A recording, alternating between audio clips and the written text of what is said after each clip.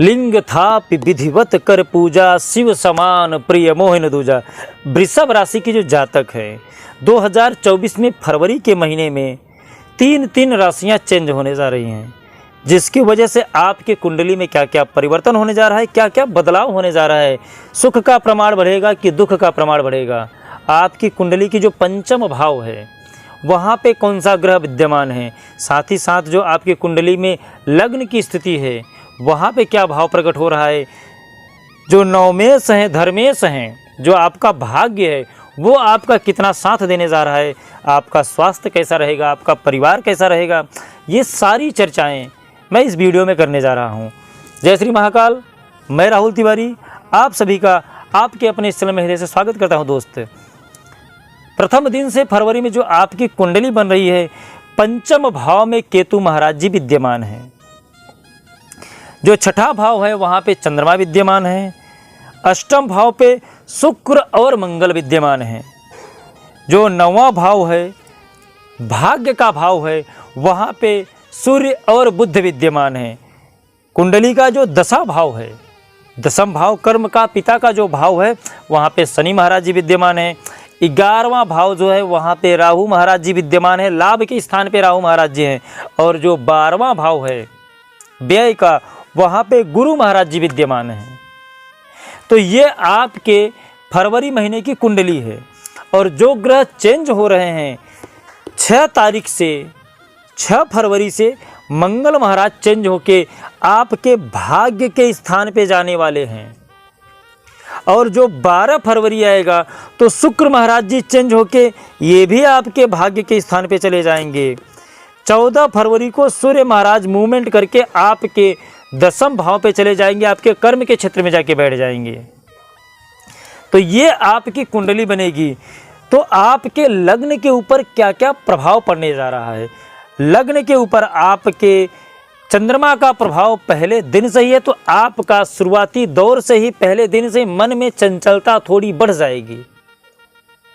हालांकि ये बहुत ज़्यादा दिन तक नहीं रहेगी, लेकिन मन का चंचल होना स्वाभाविक है, क्योंकि चंद्रमा पहले दिन से ही विद्यमान है। क्योंकि 2.5 दिन के बाद चंद्रमा चेंज हो जाती हैं, तो शुरुआती दिन पे 2-3 दिन तक आप थोड़ा अपने आप को संभालिएगा।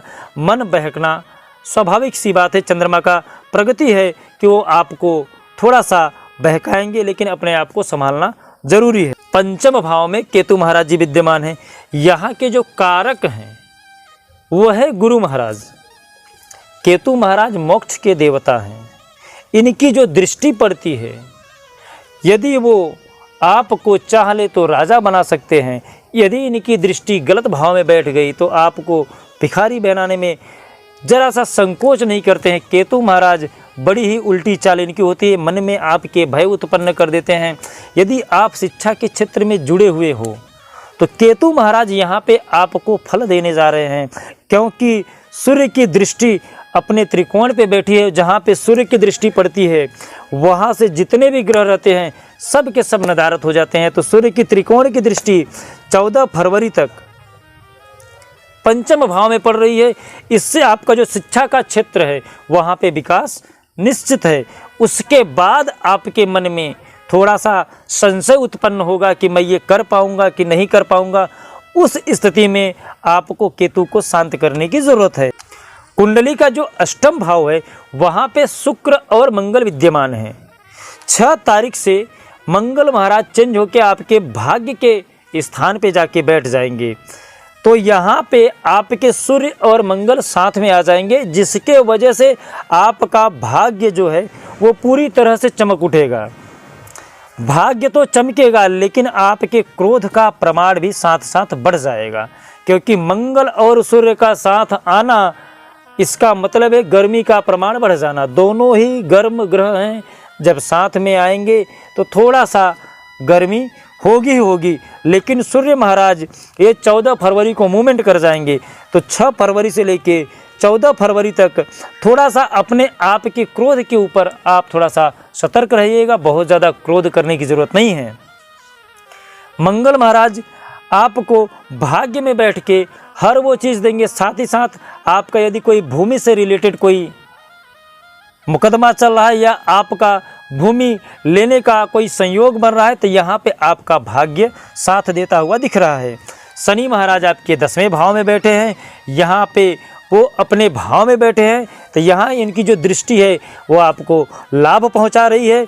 साथ ही साथ क्योंकि शनि महाराज आपके मित्र हैं तो यहाँ से आपको हमेशा लाभ ही पहुँचाएंगे, आपके कर्म को मजबूत कर रहे हैं शनि महाराज। राहु महाराज आपके ये 11वें भाव में बैठे हैं, लाभ के भाव में बैठे हैं, और आपके जो स्वामी हैं वो शुक्र है, वो इनके मित्र हैं, तो यहाँ पे आपका लाभ का प्रमाण बढ़ता हुआ दिख रहा है। फरवरी महीना 2024 आपका लाभ निश्चित बढ़ेगा क्योंकि राहु महाराज ये शुक्र के मैत्री में आते हैं। गुरु महाराज आपके व्यय के स्थान पे बैठे हैं, ये थोड़ा सा आपको समस्या दे सकते हैं, लेकिन यहाँ पे आपके जो भी स्थिति खर्च में बढ़ेगी वहाँ पे आपका मान सम्मान जरूर बढ़ेगा, क्योंकि गुरु महाराज कभी गलत दृष्टि में खर्च नहीं कराएंगे, आपके धर्म में ही खर्च कराएंगे, तो यहाँ से आपका लाभ का प्रमाण भी बढ़ेगा, तन का प्रमाण जो है मान सम्मान को लेके बढ़ जाएगा। और केतु महाराज जो 5वें भाव में बैठे हैं, थोड़ा इनको आपको शांत करने की ज़रूरत है। शुक्र मंगल ये आपके 8वें भाव में बैठे हैं, तो शुरुआती तौर पे थोड़ा 2-3 दिन तक आपको तकलीफ रहेगा। उसके बाद 6 तारीख से जब मंगल महाराज चेंज हो जाएंगे तो आपको सुकून जरूर मिलेगा। तो उपाय क्या करें? उपाय में आपको माता जी का पाठ करना चाहिए पूरे महीने, दिन में एक बार जरूर माता जी की आरती उतारनी चाहिए शाम के टाइम पे। और आप मंगल को शांत करने के लिए जो आपका सूर्य और मंगल साथ में आ रहे हैं, इसके लिए आप हनुमान चालीसा का पाठ कर सकते हो, इससे भी मंगल थोड़ा शांत रहेंगे, जो आपका क्रोध का प्रमाण है वो कम हो जाएगा। साथ ही साथ यदि आपकी और भी कोई समस्या है तो आप हमें कमेंट पे अपना नाम और अपनी समस्या लिख सकते हैं।